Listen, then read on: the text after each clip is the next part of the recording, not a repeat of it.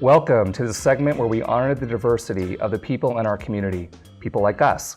Digital Media Instructional Technology Services, or DMITS, is a nonprofit agency founded to tackle the obstacles which hinder LGBTQ youth, at-risk youth, veterans and seniors through media and technology education.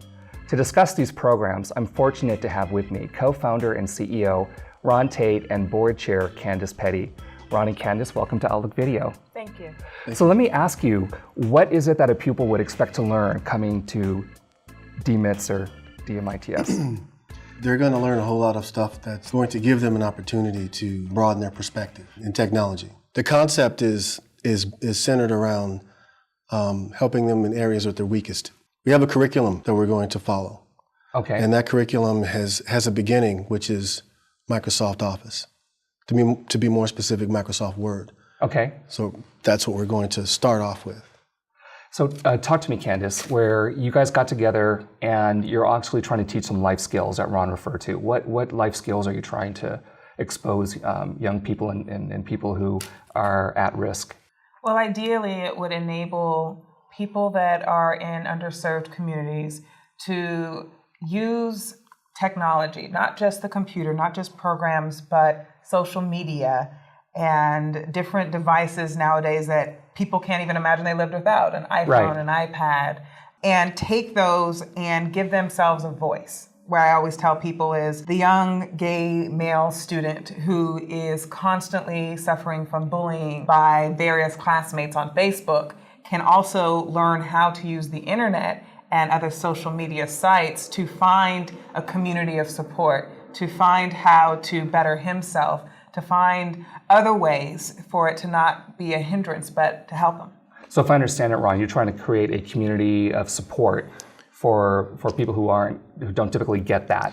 We're talking about people who have a place. They have a place in society, have a place. Sometimes you don't fit in. What we're trying to do is develop those people who, for some reason, can't find that place. So we're going to give them an opportunity to have a voice and express that voice to someone who they've never met before. So they learned some software programs, and you talked about the digital divide. What are the new ways that somebody would learn to express themselves? With the budget crisis, a lot of seniors found Medicare under attack. And previously, you find that a lot of people age 50, 60 and older don't necessarily have access to a computer. They're not the ones that are carrying around their iPhone every single day.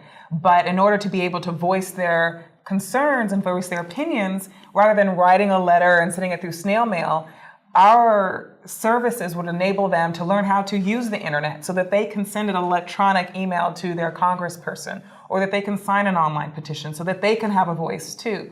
So that's just one example of a segment of our society that should be revered, but instead finds themselves silenced because they don't have that technology. They're on the wrong side of the digital divide, as it were. Exactly. And you're putting the tools in their hands, and you're giving them the ability to be confident, go out into the world, and share with other people. I want to thank you for coming, Ron and Candace, and taking the time to inform us of the wonderful work you are doing for our LGBTQ youth.